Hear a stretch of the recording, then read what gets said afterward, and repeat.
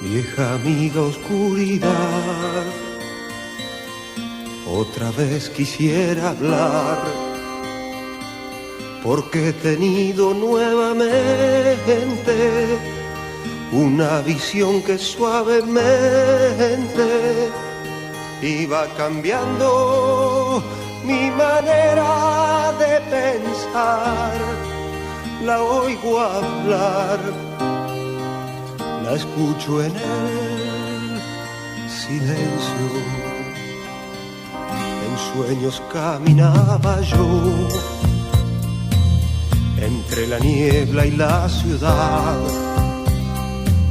por calles frías desoladas, cuando una luz blanca y helada hirió mis ojos y también hirió la oscuridad. La vi brillar, la veo en el silencio. En la desnuda luz miré, vi 1000 personas, tal vez más, gente que hablaba sin poder hablar, gente que oía sin poder oír, y un sonido que los envolvía sin piedad. Lo puedo oír, sonido del silencio. Entonces yo les quise hablar, entonces los quise ayudar,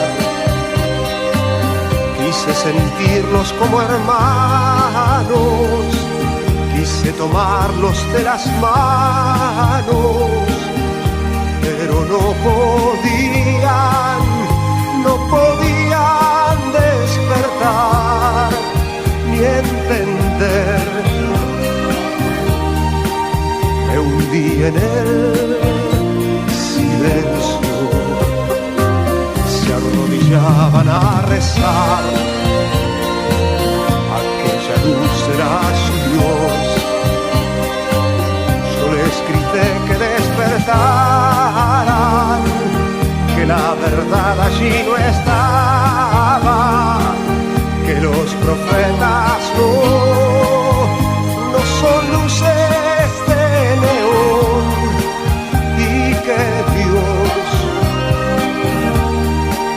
siempre habla en el silencio.